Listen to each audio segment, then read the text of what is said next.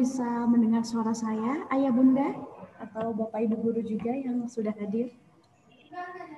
Boleh untuk awal diaktifkan ya mikrofonnya. Baik. Assalamualaikum warahmatullahi wabarakatuh. Waalaikumsalam warahmatullahi wabarakatuh. Alhamdulillahirabbil alamin. Wassalatu wassalamu asrofil anbiya'i wa ala alihi wa sahbihi ajma'in. Puji dan syukur marilah dan ya Allah Subhanahu wa taala yang telah memberikan nikmat iman, nikmat sehat, telah memberikan kita kesempatan bahwa hari ini kita bisa bertemu pada acara webinar ya, Ayah Bunda. Salawat dan salam semoga tercurah kepada junjungan kita Nabi besar Muhammad Sallallahu Alaihi Wasallam. Selamat pagi dan selamat datang kepada para peserta webinar hari ini. Perkenalkan, saya Bunda, Guru SD Silaturahim Islamic School, bertindak sebagai moderator. Berikut saya sampaikan acara pada hari ini. Yang pertama pembukaan, kemudian penyampaian materi, sesi tanya jawab. Sesi tanya jawab ini Ayah Bunda, Bapak dan Ibu Guru, karena waktu maka mohon maaf masih hanya 3 pertanyaan saja. Dan kemudian penutup. Baik, sebelumnya sudah siap ya Ayah Bunda atau Bapak Ibu Guru? Kita akan menyaksikan bersama-sama nanti pemaparan dari materi webinar kita hari ini. Nah, sebelumnya marilah kita buka dengan membaca hamdalah Al-Fatihah. Bismillahirrahmanirrahim. Alhamdulillahirabbil alamin. Malik yaumiddin, iyyaka na'budu wa iyyaka nasta'in, ihdinas siratal mustaqim, siratal ladzina an'amta 'alaihim ghairil maghdubi 'alaihim waladdallin. Amin. Baik, sebelumnya saya akan menyampaikan profil pembicara kita pada hari ini, yaitu Ibu Santi Hayuning Tias. Nah, beliau ini statusnya sudah menikah ya, Bapak Ibu Guru. Memiliki 3 orang anak, anaknya perempuan semua ya, usianya 19 tahun, 16 tahun, dan 13 tahun. Nah, beliau ini sudah menjadi guru SD di SD Anissa selama 17 tahun. Kemudian 2 tahun menjadi kepala sekolah. Dan sekarang beliau menjadi kepala pengasuhan dan konseling di Insan Mandiri Cibubur. Nah, kemudian beliau juga aktif di Teacher Working Group serta komunitas guru sejak 2009. Baik, meningkat ke acara berikutnya, Ayah Bunda serta Bapak Ibu Guru, yaitu pemaparan materi ya. Baik, sebelumnya semangat Ayah Bunda. Boleh kita akan mulai untuk penyampaian materi oleh narasumber kita. Tidak mengurangi rasa hormat, boleh mikrofonnya dinonaktifkan ya Ayah Bunda dan Bapak Ibu Guru sekalian. Baik, kepada Bu Santi Hayuning Tias, kami persilahkan. Assalamualaikum warahmatullahi wabarakatuh. Apa kabar Bapak Ibu semuanya? Ayah Bunda, Abi Umi, Bapak Ibu, Mama Papa, hadirin semua, sehat semua? Insya Allah sehat. Bismillahirrahmanirrahim. Sama-sama kita buka sharing hari ini dengan membaca basmalah. Semoga Allah memudahkan kita semua dalam membina dan mendidik anak-anak kita, memudahkan kita memberi ide-ide cemerlang dalam mendidik dan membina anak-anak kita. Al-Fatihah. A'udzubillahi minasyaitonirrajim. Bismillahirrahmanirrahim. Alhamdulillahirabbil alamin. Rahmanirrahim. Maliki yaumiddin. Iyyaka na'budu wa iyyaka nasta'in. Ihdinas siratal mustaqim. Siratal ladzina an'amta 'alaihim ghairil maghdubi 'alaihim waladdallin. Amin. Bapak Ibu, saya Santi Hayuning Tias. Saya saat ini diamanahkan oleh sekolah menjadi kepala pengasuhan dan konseling di sekolah untuk SMP dan SMA. Namun sebelumnya saya adalah guru SD. 17 tahun saya menjadi guru SD, dan mudah-mudahan pengalaman saya yang sedikit bisa bermanfaat buat Bapak Ibu, karena kebetulan materinya hari ini judulnya mengatasi depresi pada anak. Apa iya anak-anak itu? Langsung saja nih ya, karena waktunya sangat terbatas. Apa iya anak itu juga bisa mengalami depresi? Sebentar ya. Depresi seperti yang kita ketahui biasanya ada pada orang tua, itu ya Bapak Ibu, atau remaja. Remaja depresi biasanya karena dipengaruhi oleh pubertas. Mereka mengalami perubahan secara psikologi dan emosi, maka kemudian muncul depresi. Tapi apakah depresi ada pada anak? Sebelumnya kita tanya dulu nih, anak itu yang mana ya? Karena kalau disebut anak, itu ada fase anak, ada fase masa usia anak. Yang disebut anak itu sampai usia berapa? Kalau dari literasi yang saya baca, literasi yang saya ketahui, disebut anak itu di usia sampai usia 13 tahun masih disebut anak. Setelah 13 tahun, setelah pubertas, biasanya disebut remaja, masuk ke usia remaja. Gimana panitia? Layarnya nggak muncul, muncul ininya, belum muncul, screen-nya belum muncul. Oh, coba ulang lagi. Oh, diulang. Saya tutup dulu aja ya. Mohon maaf ya Bapak Ibu, ada ini nih gangguan teknis sebentar. Saya tutup dulu layar presentasinya. Mohon maaf.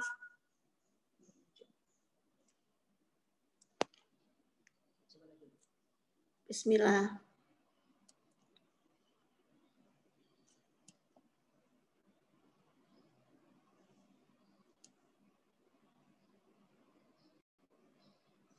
Mudah-mudahan nggak ada apa-apa ya. Teknologi ternyata begini ya Bapak Ibu. Kadang-kadang malah ngeribetin, menyusahkan kita. Belum juga.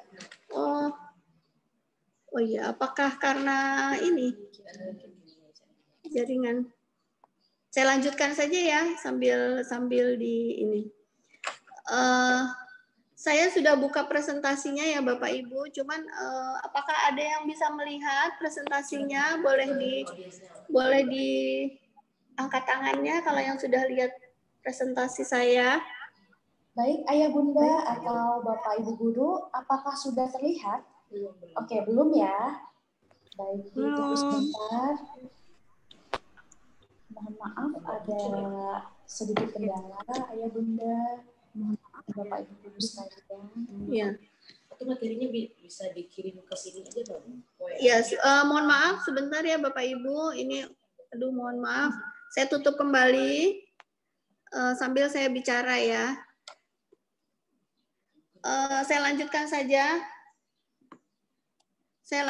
saja. Bisa dilihat di kanvas saya ya.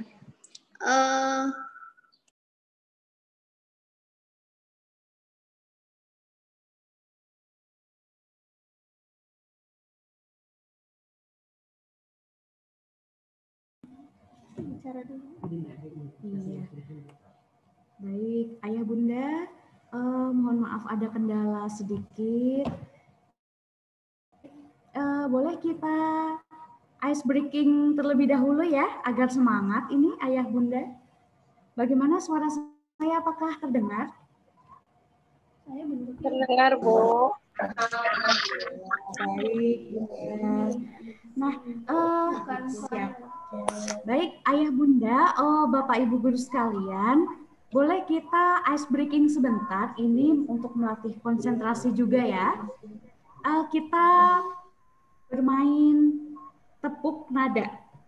Misalkan satu, saya ucapkan satu, misalkan warna merah, satu, warna hijau, dua, warna kuning, tiga.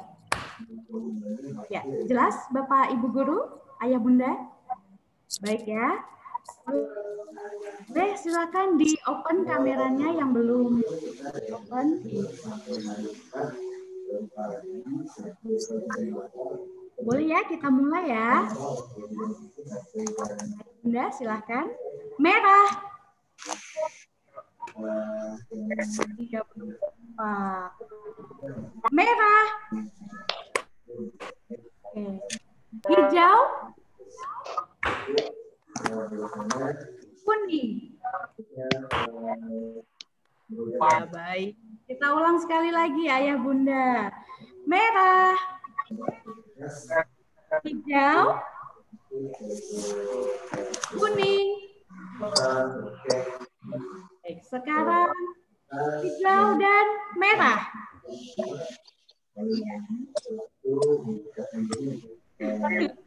Baik, ada yang lupa ini Ayah Bunda atau Bapak Ibu guru. Oke, bisa kita ulang sekali lagi ya.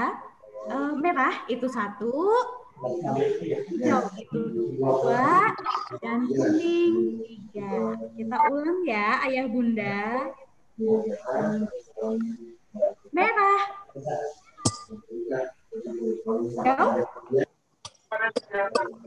kuning, hijau. Kuning berapa ya? Iya, aduh lupa. Ya, oke. Di sesi acara, Bu.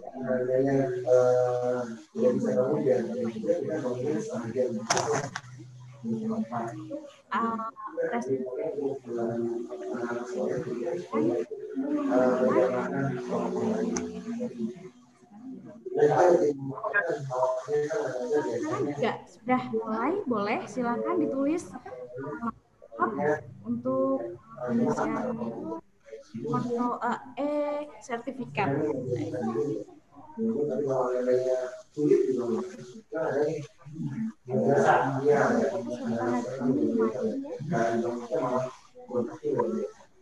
Ada yang dari jauh? Luar Pulau Jawa mungkin, Ayah Bunda atau Bapak Ibu guru?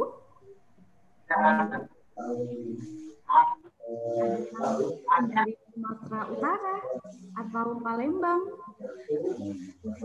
Oh, dari Sumbar. Iya, Ibu Selmi Yawati ya. Wow, keren. Itu tentang jarak ya. Iya. Dari itu ada yang deketin juga, Masya Allah, Ibu Lastri. Ya, oke, baik. Untuk materinya sudah terlihat ya, boleh kita lanjutkan ya, Ayah Bunda dan Bapak Ibu guru. Mari silakan menyimak ya. Oke, baik. Silakan kepada Bu Santi Hayuning Tias.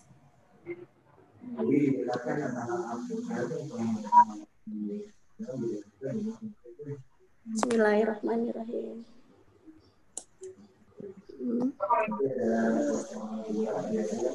Sudah muncul? Sudah muncul atau belum ya, Ayah Bunda?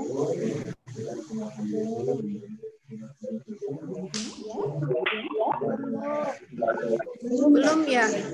Oh, kalau gitu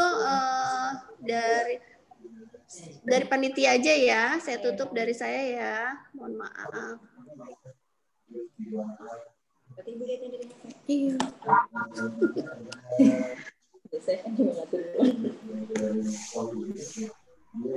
Oke, ini keluar nih bisa, alhamdulillah. Iya. Bismillah, terima kasih ya Ibu Panitia, hebat deh. Walaupun sebenarnya deg-degan, cuman bisa ya menutup rasa deg-degan. Ternyata teknologi kadang-kadang juga membuat kita ini ya Bapak Ibu, membuat masalah kita jadi bertambah gitu. Baiklah, saya ulangi sekali lagi. Apakah depresi pada anak? Adakah depresi pada anak? Gitu ya. Karena biasanya depresi hanya ditemui pada orang tua atau remaja. Kalau orang tua pasti depresinya bisa berbagai masalah. Apakah masalah keuangan kah? Atau masalah hubungan dalam keluarga, suami istri, atau masalah bercerai dan lain sebagainya. Kalau di remaja biasanya karena memang sedang mengalami perubahan fisik, emosi dan sebagainya di dalam tubuhnya gitu ya.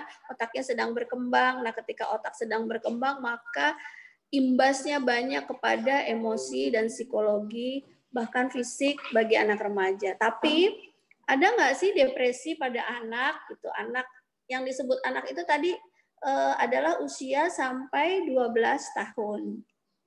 Nah, ternyata memang ada depresi pada anak.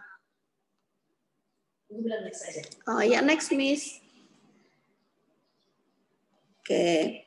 Apa sih depresi? Depresi adalah sekelompok kondisi yang terkait dengan peningkatan atau penurunan suasana hati seseorang. Nah, penurunan suasana hati itu apakah orang yang sedih termasuk depresi? Karena kalau sedih kan menurun ya suasana hati, ataukah karena tidak mood atau sedang marah dan lain sebagainya? Apakah itu termasuk depresi? Nah, kita lihat lagi bahwa depresi itu adalah sekelompok kondisi yang terkait dengan peningkatan atau penurunan suasana hati. Jadi ada kondisi-kondisi tertentu, baik itu dari dalam maupun dari luar diri seseorang, sehingga mempengaruhi suasana hati. Gitu ya. Mudah-mudahan saya tidak terlalu cepat. Lalu, adakah depresi pada usia anak-anak? Nah, ternyata ada betul depresi pada usia anak-anak. Bahkan ada anak PAUD yang bisa kena depresi. Anak SD juga bisa depresi. Apalagi gurunya ya. Di masa PJJ seperti ini, ternyata banyak memunculkan kondisi yang bisa meningkatkan suasana hati seseorang. Ya, di awal-awal PJJ itu ketika pertama di rumah saja, kebanyakan orang tua senang anaknya di rumah aja. Karena kalau anaknya biasanya sekolah terus, kepinginnya anaknya libur. Ketika ada pandemi datang, anak di rumah aja orang tua senang. Wah, asik anak-anak di rumah, bisa diawasi belajarnya, bisa ditemani belajarnya. Ayahnya juga gitu, asik bisa kerja di rumah nih sambil santai, sambil ngopi, sambil celana pendekan gitu atau sarungan, suasananya santai. Di awal-awal pandemi itu meningkatkan suasana hati. Tapi kemudian semakin lama ternyata kondisi ini malah membuat penurunan suasana hati. Bosan. Orang tua bosan, bapaknya juga bosan di rumah aja, biasanya kalau istirahat di kantor bisa ngobrol sama temennya sambil ngopi, sambil cehihi gitu, kata teman saya. Atau ibu biasanya kalau anak dan suami sedang pergi ke kantor atau sekolah, mamanya sempat nonton film drama Korea, ya kan? Akhirnya nggak punya kebiasaan lagi gara-gara semuanya ada di rumah. Nggak enak dong, masa suaminya kerja, anaknya belajar, ibu nonton drama Korea. Kan tidak mungkin. Maka depresi mulai muncul. Apalagi anak nemenin anak belajar itu memang luar biasa ya, Bapak Ibu, luar biasa seru, luar biasa rame. Maka muncullah depresi. Nah, adakah depresi pada anak usia dini? Ternyata ada. Gitu ya. Next, Bu. Nah, ini nanti topik yang akan kita diskusikan. Apakah itu depresi? Tadi sudah ya. Apakah depresi bisa terjadi pada usia anak-anak? Ternyata bisa muncul. Kemudian bagaimana mengetahui bahwa anak tersebut depresi? Apa sih ciri-cirinya? Apa sih rambu-rambunya gitu ya? Kemudian apakah penyebab depresi pada anak? Dan siapa yang bertanggung jawab jika anak depresi dan bagaimana membantu anak depresi? Ya, kita mulai satu persatu. Lanjut, Miss. Oke. Bagaimana mengetahui ada depresi pada anak? Nah, ini sering disalahpahami oleh banyak orang tua dan orang dewasa. Karena depresi pada anak itu munculnya tidak seperti kepada orang tua atau anak remaja. Kalau orang tua depresi kelihatan sekali dia depres. Mukanya kusut, rambut ya berantakan, tidak kelihatan bahagia, tidak kelihatan senang, tidak merespon, kemudian lesu, mungkin banyak marah atau banyak menangis dan lain sebagainya.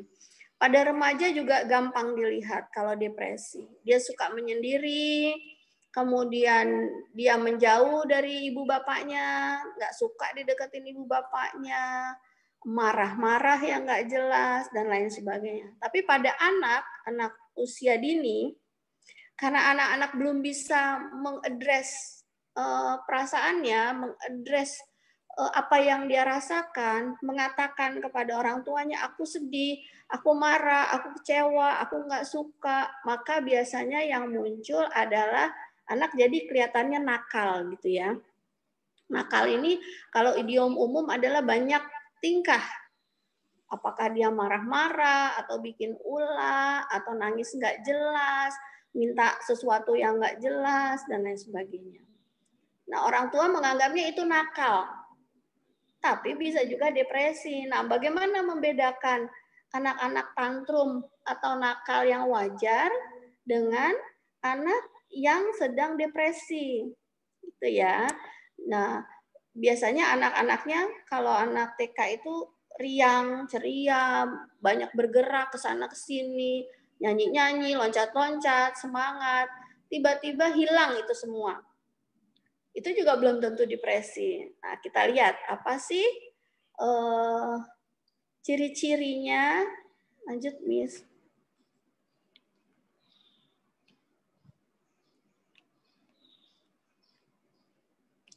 Ini biasanya ciri-ciri yang muncul. Dari sekian banyak, ini yang paling sering muncul. Anak tidak tertarik lagi melakukan kegiatan favoritnya.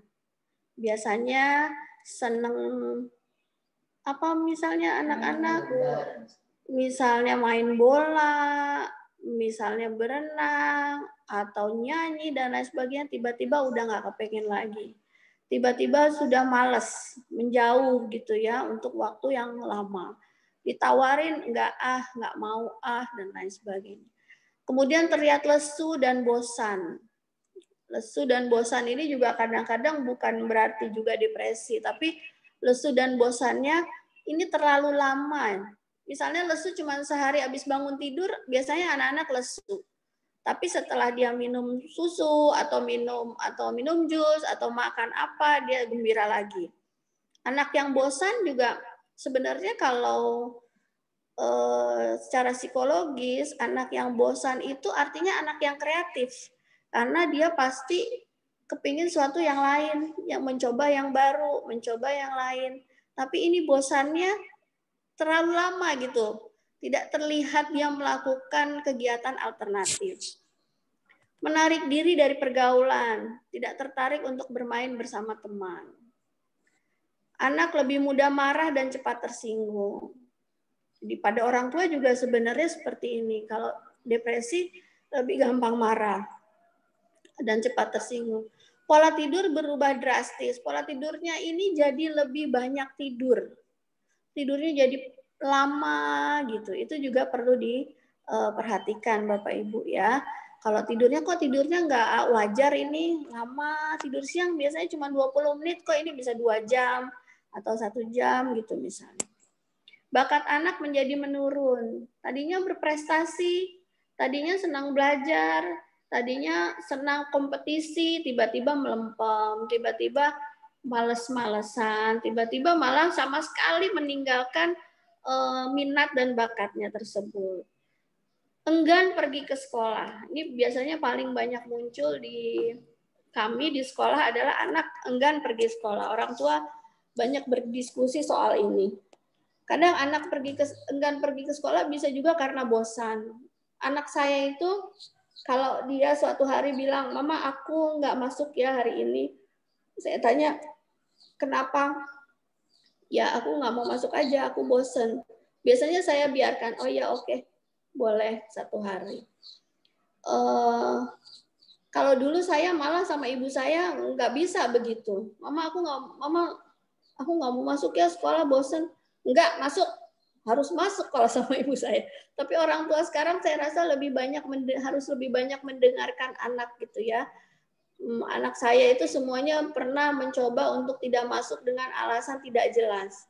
Ya saya berpikir bahwa oh mungkin dia bosan, oh mungkin dia ingin istirahat karena sekolahnya full day, oh mungkin dia ingin santai di rumah, tidur-tiduran, gambar atau baca gitu.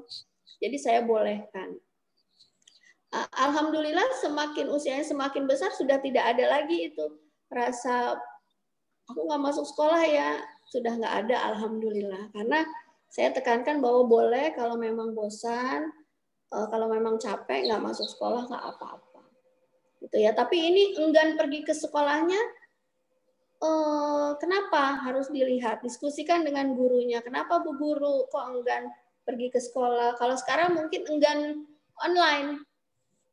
Ya, kalau anak SD mungkin dipaksa sama ibunya, duduk diam, dengarkan Bu Guru gitu. Mana ada anak TK, anak SD bisa duduk diam, Bapak Ibu.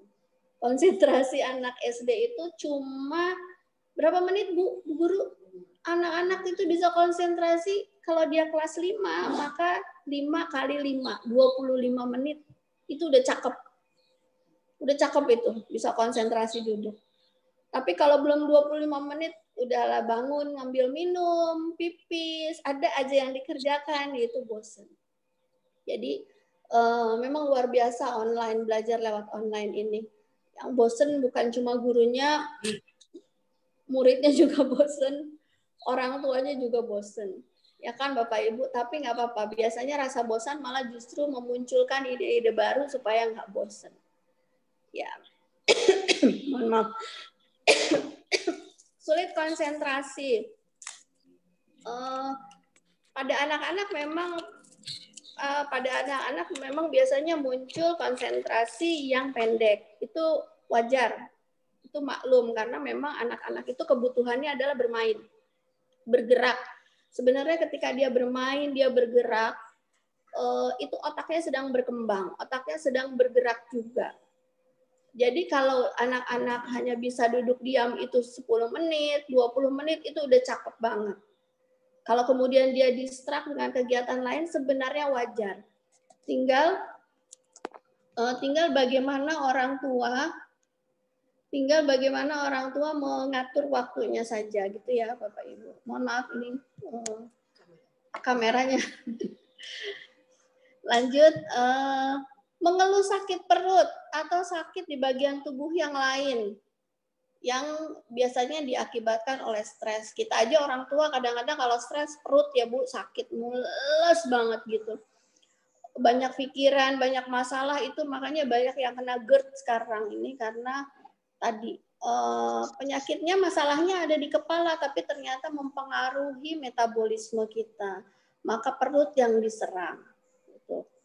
Kemudian sakit di bagian lain, apakah itu gatal atau sakit, tidak ada jelas tempatnya, tapi dia bilang sakit, tolong diperhatikan kalau ada seperti itu. anak punya pikiran atau menyakiti diri, ada keinginan untuk menyakiti diri sendiri, misalnya memukul dirinya sendiri, membenturkan kepala ke tembok dan lain sebagainya ketika sedih.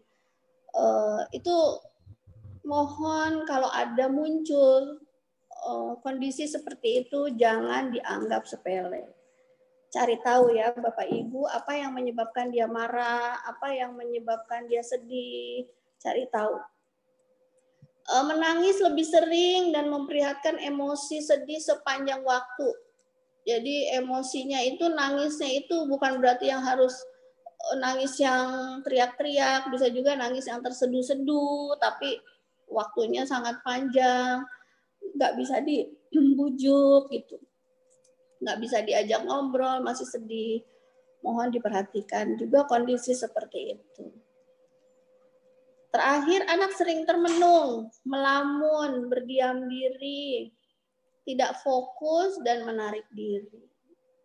Secara umum, stres pada anak TK atau anak SD, anak kelihatan jauh dari karakter aslinya. Kalau biasanya ceria, gembira, aktif, tiba-tiba hilang itu semua menjadi menarik diri dan menunjukkan emosi menangis atau marah yang berkepanjangan. Itu ya Bapak Ibu. Lanjut Bu. Apa sebab anak depresi? Nah, sebab anak depresi itu banyak kondisi. Kalau seperti sekarang mungkin adalah pandemi, ini juga salah satu penyebab anak depresi. Tapi mudah-mudahan bukan depresi berat ya Bapak Ibu, hanya bosan saja gitu. Depresi pada anak bisa terjadi karena orang tua. Ya, orang tuanya, ibu bapaknya tidak rukun, bertengkar di depan anak, teriak-teriak, marah di depan anak, memperlihatkan orang tua tidak harmonis. Itu juga bisa membuat anak patah hati, hancur hatinya. Perceraian, melihat proses perceraian yang orang tuanya bertengkar dan lain sebagainya, hebohnya terlihat oleh anak, itu juga bisa menyebabkan anak depresi. Karena gini, tidak semua anak memiliki kekuatan hati atau kekuatan emosi untuk melihat kekacauan gitu ya di depan matanya. Apalagi ini terjadi pada orang yang mereka cintai, ibu bapaknya gitu. Makanya perceraian, apakah misalnya orang tuanya mengatakan bahwa perceraiannya baik-baik kok, bisa bagi-bagi waktu kok, anaknya diatur 3 hari sama bapaknya, 3 hari sama ibunya, kami cerainya baik-baik, tidak ada pertengkaran dan lain sebagainya. Apakah Bapak Ibu tahu hatinya anak?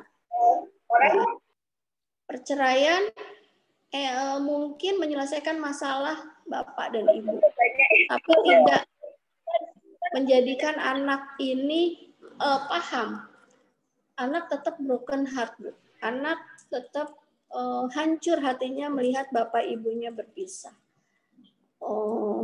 Jadi kalau bapak ibu mengatakan bahwa perceraiannya baik-baik saja, ternyata tidak Bapak Ibu. Perceraian tidak baik untuk anak. Baik itu anaknya masih balita yang menurut Bapak Ibu dia belum paham, mumpung anak masih kecil, dia belum ngerti. Siapa bilang dia tidak ngerti? Dengan matanya dia melihat, dengan matanya dia memahami. Remaja lebih paham lagi. Kalau remaja mungkin dia bisa protes. Dia menunjukkan, mengekspresikan marahnya, menunjukkan ekspresi kecewaannya kepada ibu bapaknya.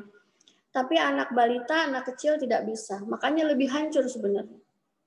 Bahkan orang tua yang sudah memiliki anak yang dewasa ketika mereka bercerai, anak yang dewasa pun akan hancur hatinya. Itu ya Bapak Ibu ya. Kemudian seperti sekarang kami juga mengalami beberapa orang tua di sekitar kita ini ada yang mengalami karena kondisi pandemi, pemutusan hubungan kerja ini juga pengaruh kepada orang tua dan keluarga gitu ya. Karena orang tua pasti akan berterus terang kepada anaknya bahwa kondisi kita sekarang sudah berubah. Itu Kalau tidak di-delivery dengan baik, dengan bijaksana, biasanya anak memahami, wah ini musibah. Terus aku bagaimana? Apakah aku merepotkan orang tua? Apakah aku bisa menjadi masalah buat orang tuaku? Gimana sekolahku? Gimana teman-temanku? Itu anak-anak kelihatannya mungkin tidak berpikir seperti itu ya Bapak Ibu ya. Tapi anak-anak sekarang pinter loh. Banyak informasi yang bisa mereka dapat gitu ya. Ada keluarga sakit, apakah bapaknya sakit, apa ibunya sakit, kakek nenek yang dicintai, abang atau adiknya sakit, itu juga untuk anak-anak tertentu bisa menyebabkan depresi. Untuk anak-anak tertentu ya Bu. Pindah rumah, pindah sekolah, karena tidak semua anak punya kemampuan adaptasi yang cepat. Pindah rumah langsung punya banyak teman, pindah sekolah langsung punya banyak teman. Ada juga yang lama baru dapat teman, itu juga bisa menyebabkan anak tadi sedih berkepanjangan karena meninggalkan teman-temannya yang sebelumnya. Atau orang tua punya riwayat depresi. Sekolah juga bisa menyebabkan anak depresi loh Bapak Ibu guru. Ya, tugas atau PR-nya terlalu membebani anak. Ngasih PR-nya tolong dong berkoordinasi dengan guru mapel yang lainnya, jangan sampai kompak gitu loh. Satu kasih PR, semua kasih PR. Koordinasi, misalnya hari ini aku ya kasih PR, besok kamu ya, gitu ya Bapak Ibu ya, jangan kompakan. Memang kebaikan itu harus kompak, tapi memberi PR kompak itu kasihan anak-anak ya Bapak Ibu. Apalagi anak TK, anak SD, harusnya memang lebih banyak main. Kalaupun belajar ya belajarnya sambil bermain gitu ya.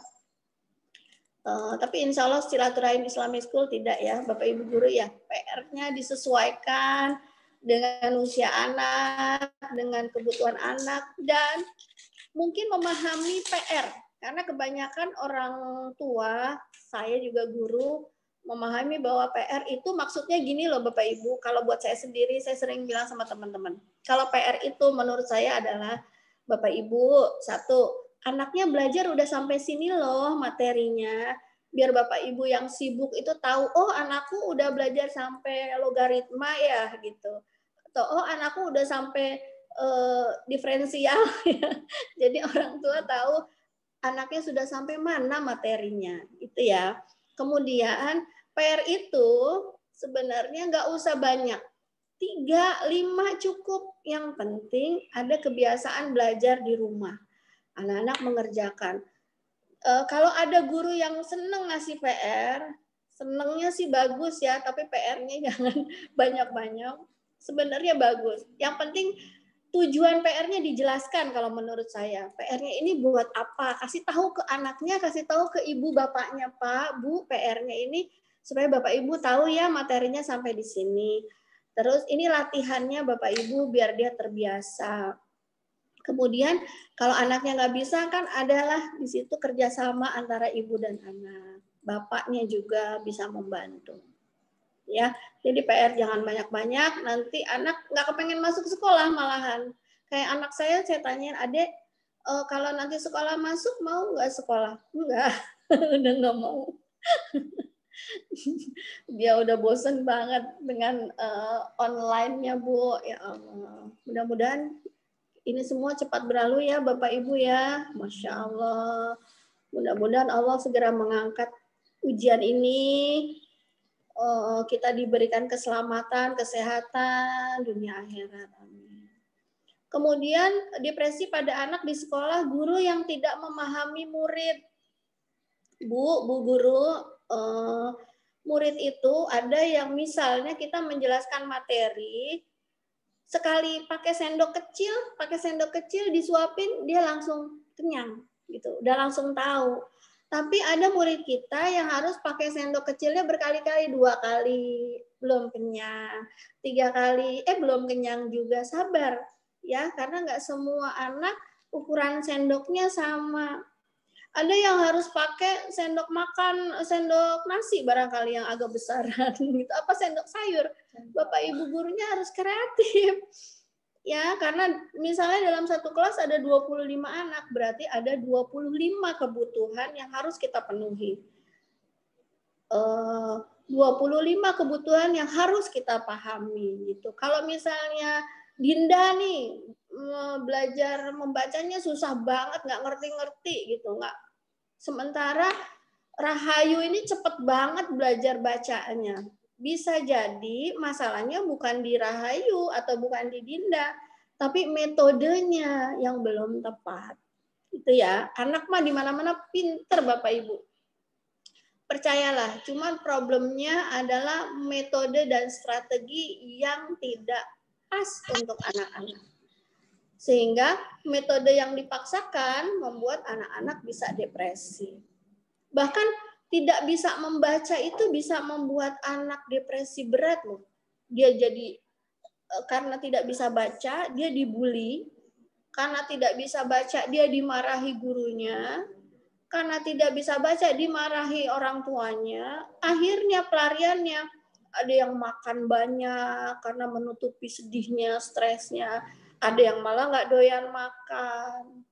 Jadi akhirnya mentalnya mengalami gangguan. Insya Allah di sini nggak ada. Semua di sini orang tua dan gurunya memahami bahwa setiap anak itu pintar dan setiap anak punya gaya belajar yang berbeda-beda. Kemudian model sekolah tidak cocok dengan kemampuan anak. Bapak Ibu, kalau pilih sekolah lihat anak kita. Ya, apakah dia tipe pembelajar yang seperti apa? Jangan salah pilih. Karena kalau salah pilih, kasihan anak-anak. Kalau uang bisa dicari Bapak Ibu. Uang bisa dicari, uang bisa diganti. Tapi pendidikan yang salah, model pendidikan yang tidak tepat pada anak itu bisa merusak jiwa, itu susah diganti, berat untuk diganti. Yang selanjutnya teman, depresi anak bisa karena teman, biasanya bullying ya Bapak Ibu ya, bullying anak TK juga sekarang kok udah bisa ya bullying, saya bingung deh, mungkin karena kebanyakan gadget ya, melihat di TV drama-drama gitu, diperlihatkan bagaimana orang membuli orang, kemudian ditiru. Ini biasanya karena memang mencontoh atau meniru.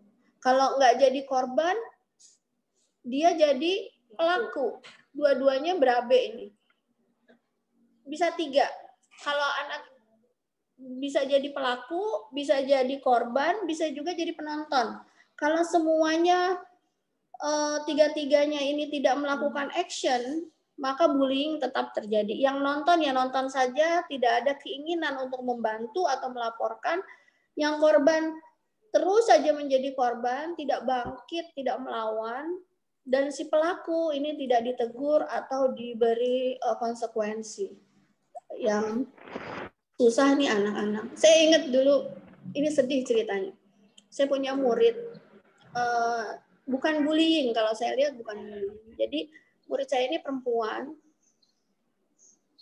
entah kenapa dia itu sulit mencari teman. Mungkin karena karakter setiap anak beda-beda ya. Jadi kalau istirahat itu teman-temannya piang lari semua ke lapangan, kemana, di kelas itu sepi hanya dia. Tahu nggak Bapak Ibu, saya sama partner saya waktu itu menemani, ya mungkin dia hanya mau baca di kelas atau mau main, ada kebetulan ada pojok main gitu ya, dia main di kelas. Ternyata dia itu suka main petak umpet Bapak Ibu. Tapi main petak umpetnya sendiri. Jadi dia yang jaga, dia juga terus yang nyari. Jadi seperti main drama ya, main. Saya sama partner saya tuh ngelihatnya sedih, ya Allah, ini kok dia main sendiri gitu loh, main petak umpet sendiri, terus dia cari temennya, pura-pura cari temennya gitu. Sebenarnya tidak ada, mungkin bukan tipe senang temen yang berlari-larian gitu, mungkin bukan seperti itu gayanya ya, tapi kita melihat wah anak SD juga bisa ya, berat juga jadi anak SD kalau nggak punya teman gitu, karena masa usia sekolah, masa anak-anak bahkan sampai remaja, teman itu adalah harta yang paling berharga selain keluarga. Kalau nggak punya teman itu wadaw, kacau. Apalagi kalau udah remaja, emak bapak ditinggalin, cuek. nggak penting. Ntar aja kalau butuh uang datang ke emak sama bapak. Teman itu, waduh, udah kalau nggak punya teman kiamat. Temannya kritik sedikit aja dia bisa depresi jauh, ngomongin lu kurang gendut, kurang kurus dan lain sebagainya. Itu bisa kepikiran berhari-hari. Coba kalau ibu bapaknya yang nasehatin, masuk telinga mana, keluarnya di telinga mana, gitu ya. Lanjut Bu, orang tua, sekolah, teman, satu lagi nggak bisa digeser ya? Bisa.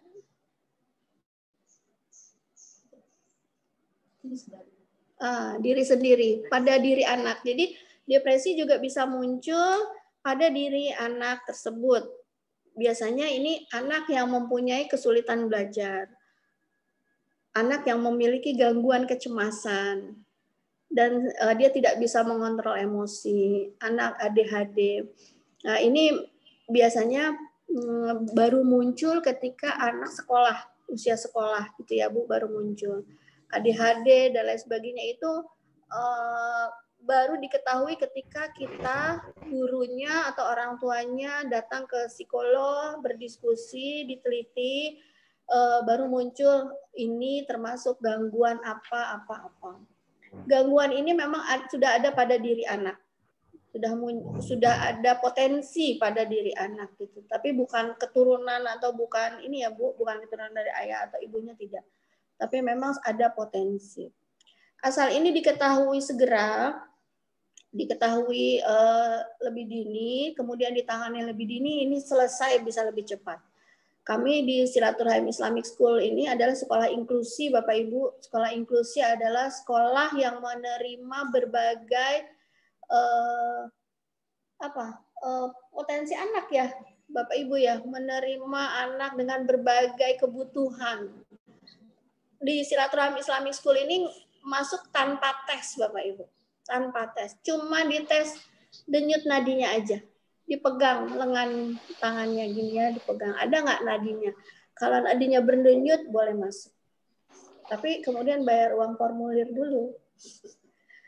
Jadi hanya dipegang denyut nadinya. Kalau denyut nadinya ada boleh. Tidak dilihat Bu kepandaian matematikanya, apakah dia memiliki keterampilan matematika, apakah dia pandai membaca, tidak. Justru kami tidak melihat input. Nah, prosesnya inilah Bu yang luar biasa. Kami berharap di dalam prosesnya ini, prosesnya yang luar biasa hingga nanti outputnya luar biasa. Di Silaturahim Islamic School ini satu kelas, kuotanya untuk anak berkebutuhan khusus itu 3 anak Bu. Di sini ada anak autism, ada anak Asperger, dyslexia, ADHD, ada dengan shadow teachers-nya. Dan ternyata ketika ditangani segera, kemudian melakukan terapi yang terus-menerus tiap hari, perubahannya Masya Allah. Yang penting orang tua percaya, kemudian guru juga percaya, maka terjadi hubungan kerjasama yang baik, insya Allah hasilnya juga akan baik gitu ya. Jadi itu tadi Bapak Ibu, apa sebabnya anak depresi? Orang tua, sekolah, teman, diri sendiri. Nah untuk itu, karena ternyata penyebab depresi itu adalah lingkup environment anak-anak, maka orang tua, guru, dan sesama orang tua murid misalnya harus saling tolong-menolong nih, saling menjaga, saling bekerja sama, bergandengan tangan, menjadi sebuah jaringan gitu ya Bapak Ibu, saling melihat gitu kondisi anak-anak kita, saling memperhatikan. Insya Allah anak depresi bisa segera ditangani kalau orang tuanya tahu ciri-cirinya, sekolah juga tahu, gurunya apalagi. Pengalaman saya Bapak Ibu, saya menyesal sampai sekarang kalau ingat. Saya sangat menyesal kalau ingat. Saya punya murid di kelas 5. Saya pikir dia itu cuma batuk. Karena setiap hari dia batuk. Batuknya itu batuk kering, bukan batuk dah, batuk gitu. Saya bilang, "Nak, Udah ke dokter belum? Belum, Miss, sambil lewat. Anaknya biasa aja, nggak batuk yang ini, tapi sering sekali batuk. Dan kalau salaman pulang itu tangannya dingin. Menurut saya itu tidak normal dinginnya. Dan saya selalu tanya, Mama kamu udah tahu belum kalau kamu dinginnya kayak gini? Ini nggak sehat nih, ke dokter ya.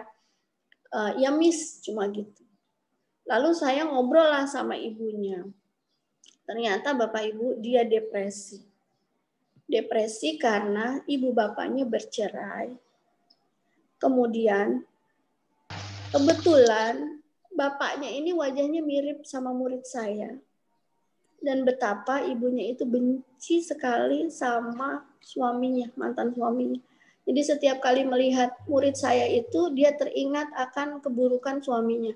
Ya Allah Bu, andai kata saya tahu bahwa murid saya itu depresi, mungkin saya segera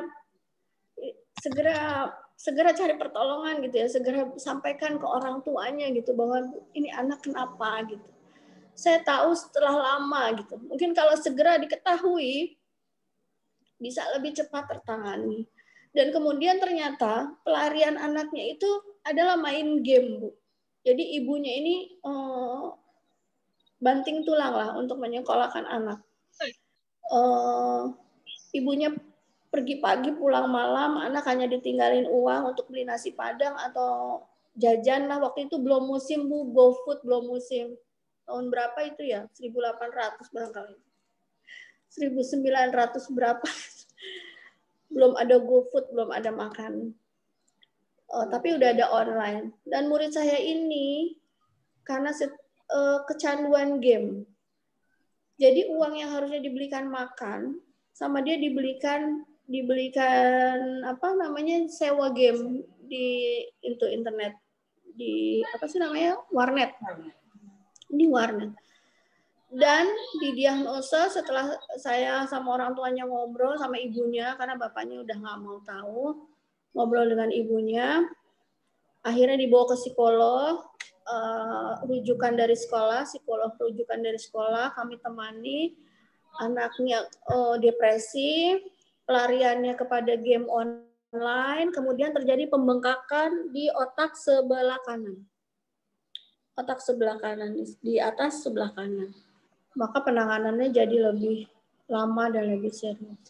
Mudah-mudahan murid saya itu sekarang saat ini sudah sehat,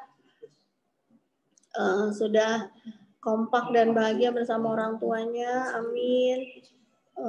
Dan dimudahkanlah ibu bapaknya, ibunya terutama yang sudah berusaha menyekolahkan anaknya dengan baik. Yang berikutnya Bu.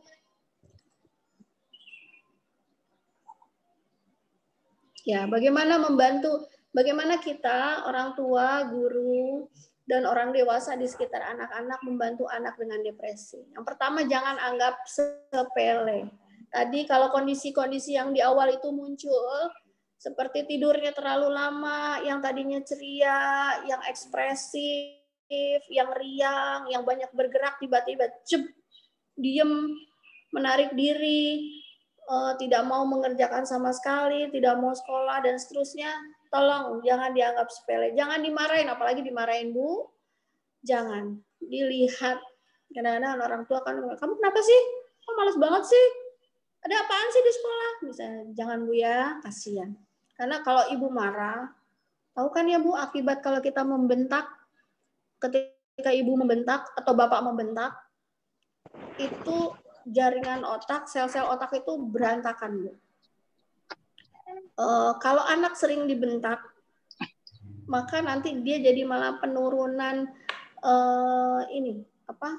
karakter. Jadi malah menjauh dari ibu, jadi malah banyak akibatnya panjang banget. Kalau ibu mau marah, tarik napas dulu 3 kali, istighfar 100 kali, baru ngomong ya Bu. Bisa kan?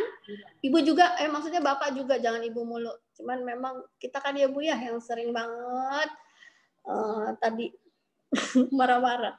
Bapak juga gitu Pak, kalau mau marah, tahan napas dulu, tarik napas 3 kali. Kalau lagi berdiri Bapak duduk, tapi masih emosi juga, Bapak mendingan rebahan. Rebahan masih emosi juga, Bapak kamar mandi deh. Wudhu. Ya. Masih pengen marah juga, mendingan Bapak keluar rumah dulu deh. Makan bakso, makan sate dulu biar tenang hatinya. Nanti kalau udah Bapak pulang baru panggil anaknya. Sini nak duduk sama Bapak. Sini nak duduk sama Ibu. Tanyain gitu ya. Kenapa kok kamu murung? Kok disuruh nggak mau belajar? Ini lagi musim ulangan misalnya gitu ya. Diajak ngobrol Pak. Anak-anak itu tidak punya keterampilan untuk mengekspresikan perasaannya. Harus diajarin, harus dicontohin. Kamu marah, kamu sedih, kamu kecewa, kamu kenapa nak? Gitu. Ada nggak yang ibu bisa bantu, bapak bisa bantu? Kalau pinjem uang nggak bisa ya, bapak ibu. Mohon maaf ya Bu, bercanda, jangan serius-serius. Itu ya Bu. Kemudian jika melihat gejala atau ciri-ciri yang tadi sebelumnya kita sudah bahas, Bapak Ibu bisa konsultasi ke dokter atau konsultasi ke ahli. Ya, kok ini anak saya tiba-tiba makannya doyan banget gitu. Apa aja dimakan dok? Saya udah ruqyah, masih juga. Saya punya teman, saya cerita aja ya Bu. Dia bukan tiba-tiba, ketika anaknya pulang dari pesantren, liburan, dia lihat anak laki-lakinya ini makannya luar biasa. Dia masak apa aja habis, bikin lagi habis, sampai dia berpikir ini anak kenapa ya? Apakah ada jin di dalamnya gitu? Mau diruqyah Bu? Karena menurut dia makannya nggak normal gitu. Kemudian dia cari tahu dan akhirnya ternyata setelah ngobrol sama saya bilang, anak lu tuh bukan, maaf ya Bu, karena sama temen saya biasanya gitu. Anak lu tuh bukan karena ada jin, itu anak puber emang begitu. Anaknya sedang pubertas. Jadi anak laki kalau lagi pubertas makannya banyak. Oh gitu ya Mbak? Iya, jadi jangan suuzon dulu sama anak. Nanti kalau diruqyah, tahu-tahu ntar jinnya keluar ngomong yang enggak gimana? Itu ya Bu, jadi kalau melihat ada ciri-ciri, Bapak Ibu datang ke ahlinya ya. Penanganan dini sangat penting agar anak segera ditangani, betul sekali. Tapi jangan juga curigaan, melihat anaknya tidur melulu gitu ya, wah depresi nih anak nih. Atau anaknya tadinya senang main badminton, tiba-tiba dia berhenti, wah depresi nih. Belum tentu ya Bu. Jadi ciri-cirinya adalah disebut depresi kalau kondisi tersebut berlaku sampai berminggu-minggu, bahkan bulan baru disebut depresi. Kalau cuma sebentar itu belum, masih sedih mungkin, kecewa mungkin, ya.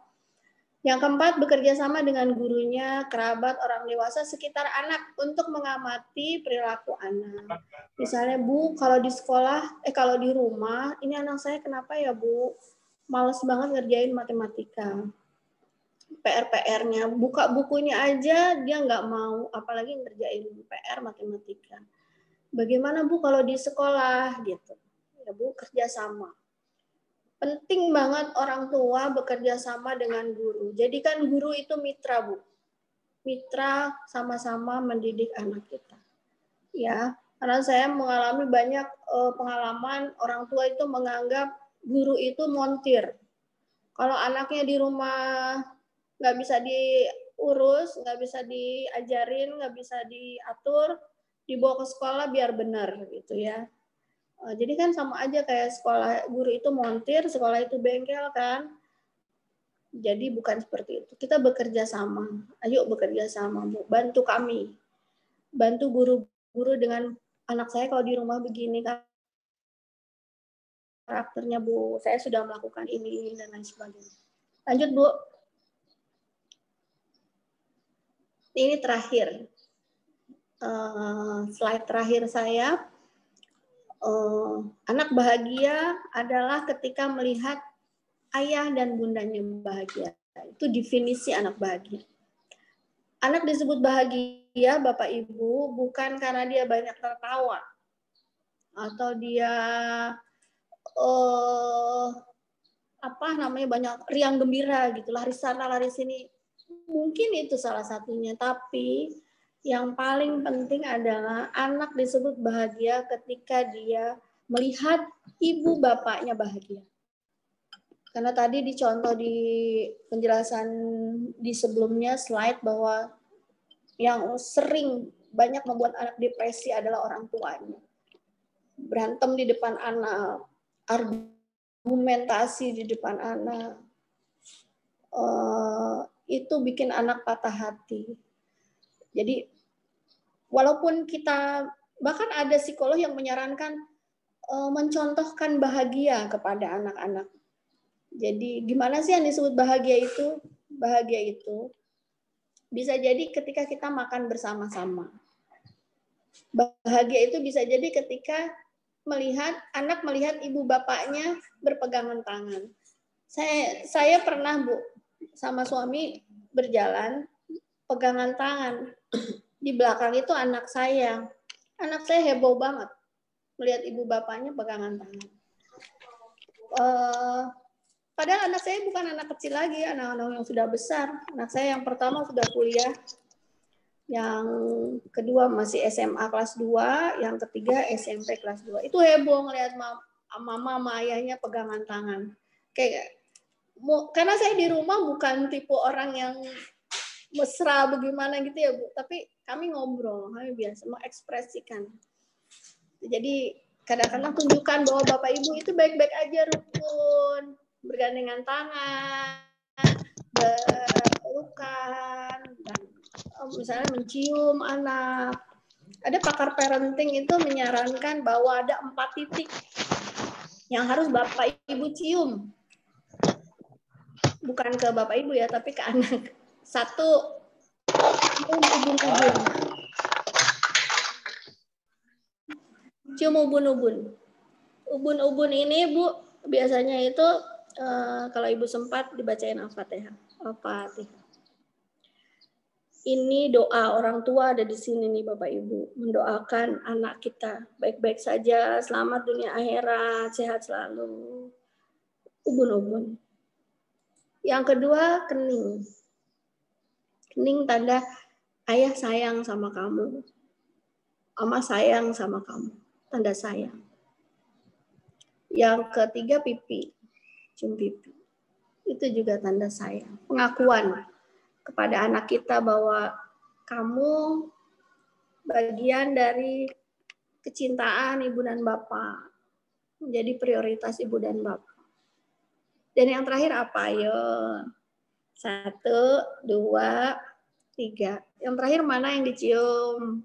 Ada yang tahu nggak? Tunjuk tangan kalau ada yang tahu. Ada yang tahu nggak, Bu? Boleh, silakan. Ada yang tahu? Ayah bunda atau Bapak Ibu guru, silakan tunjuk tangan. Cium 1, 2, 3. Yang satunya lagi mana? Ayo. Tangan, Bu, tangan. Tangan. Betul, cium tangan. Tanda ibu dan bapak memuliakan dia. Memuliakan anak. Barang siapa yang memuliakan anak, Allah akan memuliakannya. Jadi, mohon maaf, bukan begitu kata-katanya. Didiklah kamu dengan cara memuliakan anak-anakmu. Memuliakan anak-anak itu bagaimana sih Bapak Ibu? Beri nama yang bagus. Beri nama yang kalau anak dipanggil namanya, di absen namanya di sekolah, dia bangga karena punya nama yang bagus. Ya, misalnya namanya siapa? Anak saya tuh yang bungsu namanya Zia Dilma. Zia Dilma. Dari Zia Dilma Sekar Marimbi. Ziyad itu bertambah. Ilma, ilmu, bertambah-tambah ilmunya.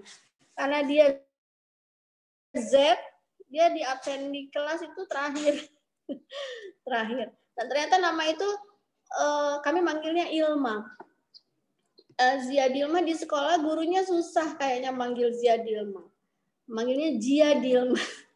Dia kesel banget kalau gurunya manggil Zia Dilma. Beri nama yang bagus. nama yang mengandung doa. Jangan cuman bunyinya keren, tapi artinya Bapak Ibu nggak tahu. Kasih tahu arti nama anaknya. Namamu nak Ziadilma Sekar Marimbi. Ziad itu bertambah, ilma itu ilmu.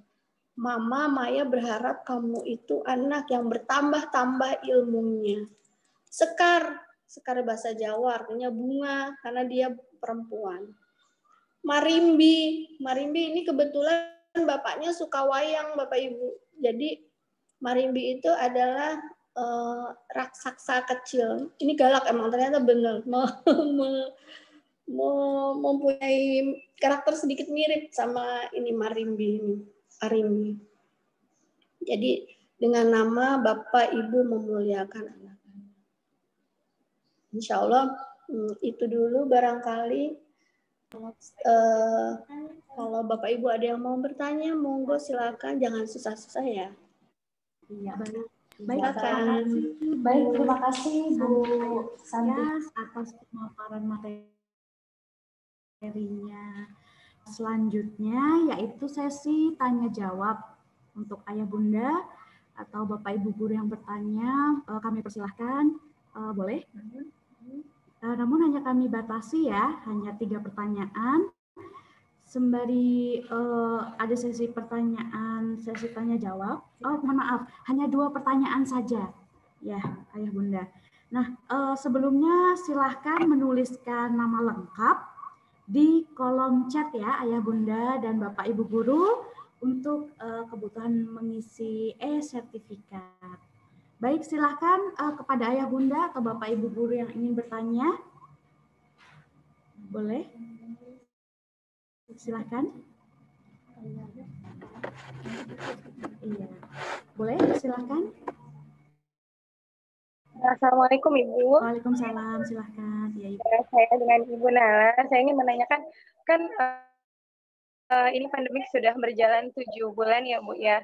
Untuk anak-anak siswa TK atau SD, itu kan untuk pembelajaran itu agak mut-mutan ya. Sementara kondisi di tengah pandemi ini kan kita belum tahu pastinya anak-anak kapan lagi kembali ke sekolah. Bagaimana menumbuhkan semangat untuk anak-anak supaya anak-anak ini tetap happy belajar di rumah dengan kondisi sekarang ini. Baik, terima kasih Bu. Gardenia Nala ya? Iya betul Ibu. Baik. Iya. Iya, baik Ibu. Monggo silahkan kepada Bu Santi Hayuningtyas langsung menjawab ya Ibu ya. Oke. Assalamualaikum.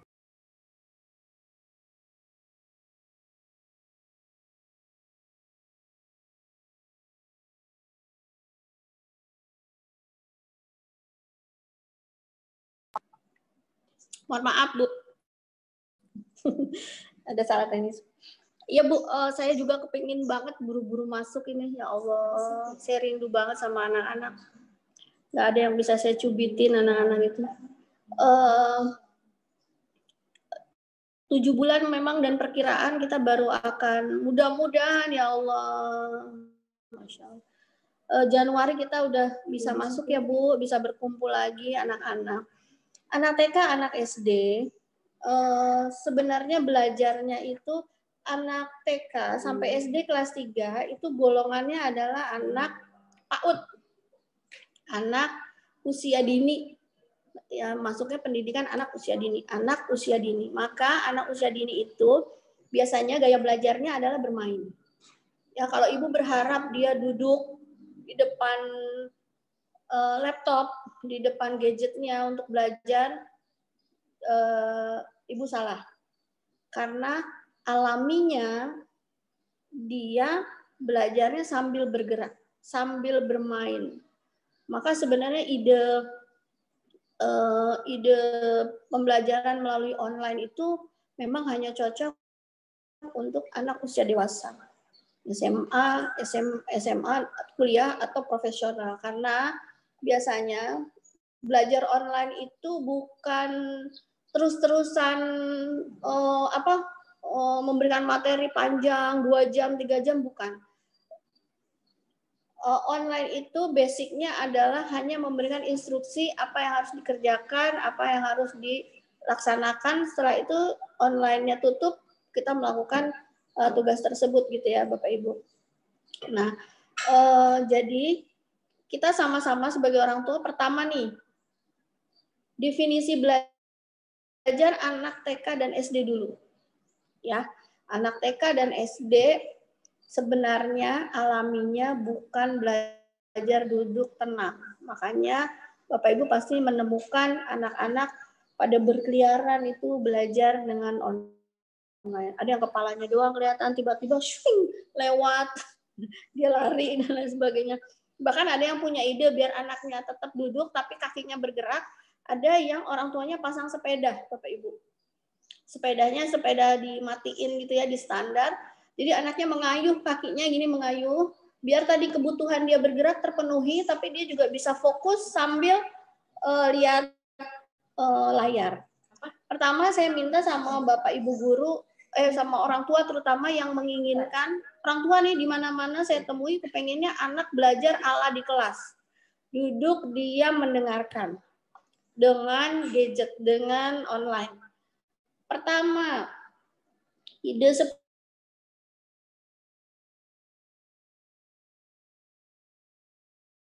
seperti itu.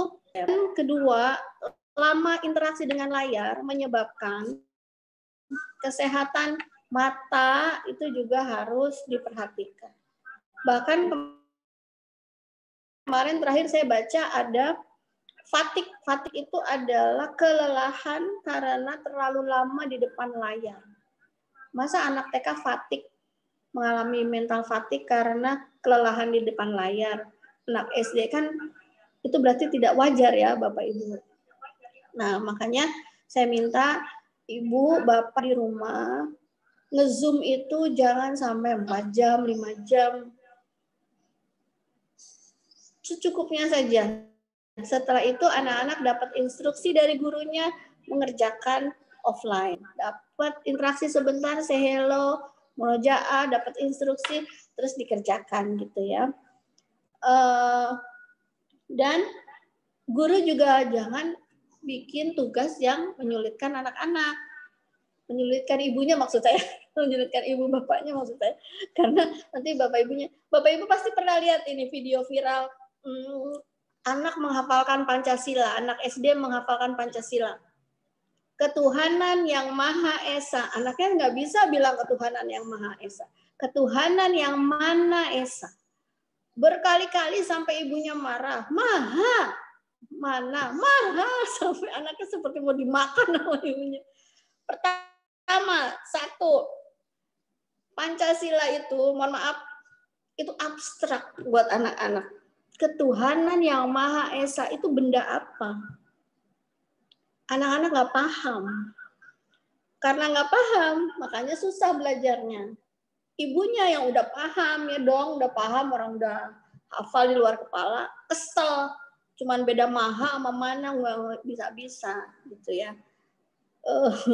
Jadi bagaimana nih Bu Tia supaya mood anak-anak semangat belajar? Jangan bilang belajar, karena kata belajar itu bikin udah jadi negatif activity. Jangan bilang belajar. Ibu bisa sambil bermain. Semangat endurance belajar itu gini Bu, ada waktunya, nggak setiap saat anak-anak harus belajar setiap hari, tidak.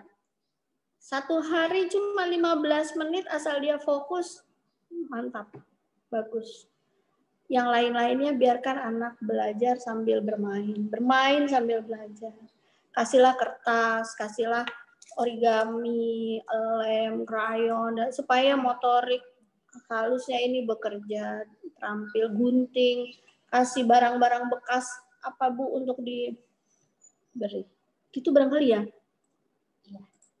Oke, baik. Selanjutnya masih satu pertanyaan lagi ya Ibu ya. Baik, kami persilahkan.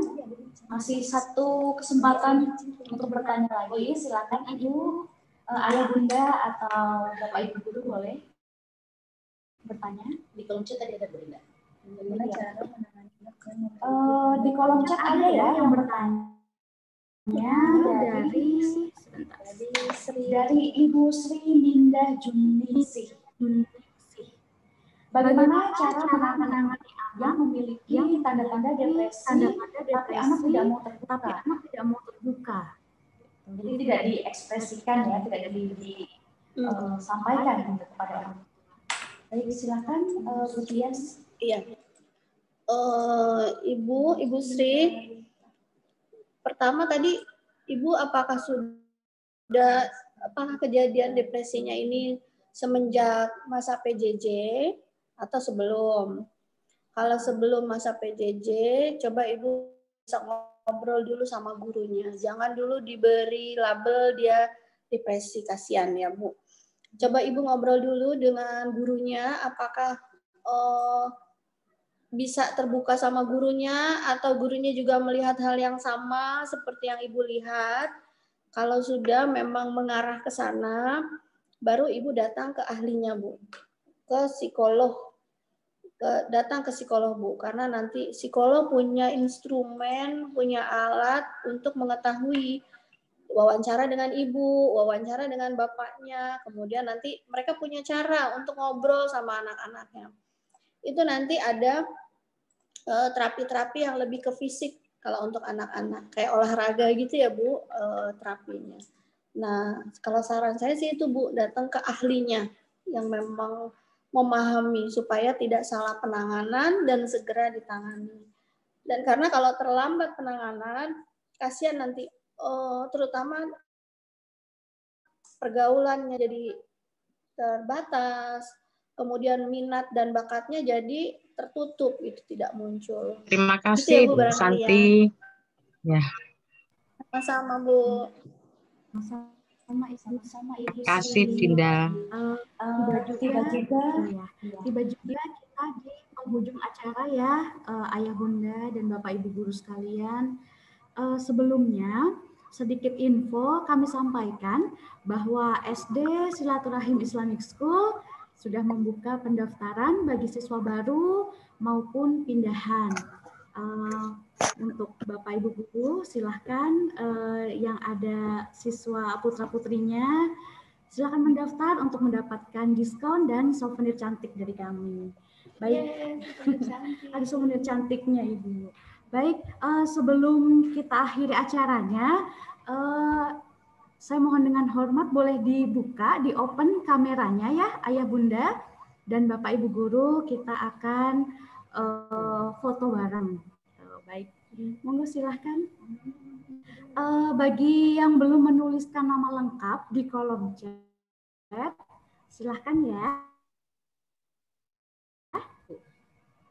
Oke, baik, silahkan yang belum di open kameranya, di open dulu ya. Oke, baik. Iya, sudah siap Ayah Bunda, Bapak Ibu Guru? Iya, kita hitung. Siap. 1, iya, oke. 1, 2, 3. Oke, boleh gaya bebasnya Ayah Bunda. Oke, sekali lagi. 1, 2, 3. Iya, oke, baik. Terima kasih kepada seluruh peserta webinar deteksi dini stres pada siswa. Semoga pemaparan materi dari Anti Hayuning Tias bisa bermanfaat untuk kita semua ya, Ayah Bunda. Dan kita bisa mendeteksi dini depresi atau stres pada siswa atau anak agar penanganannya lebih cepat. Ya. Oke, baik. Tak terasa waktunya sudah lewat ya.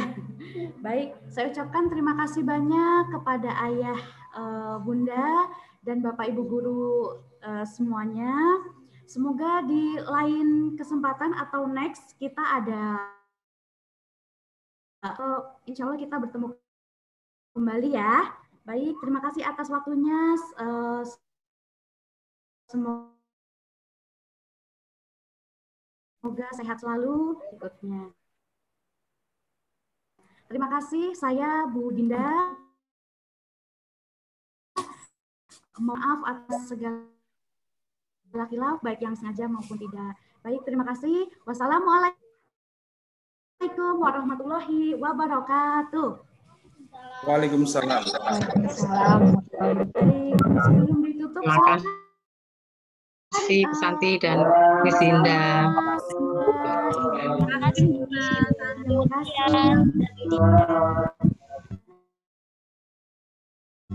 Bagi ayah bunda yang belum melengkapi nama lengkapnya ya, boleh ditulis di kolom chatnya. Silahkan. Assalamualaikum. Waalaikumsalam. Terima kasih. Assalamualaikum. Terima kasih. Assalamualaikum. Waalaikumsalam. Terima kasih. Pamit Bu Dinda, Bu Tia. Assalamualaikum. Terima kasih. Waalaikumsalam Pak Oni. Terima kasih. Bu Rince, Mama Faya, Bu Sri, terima kasih.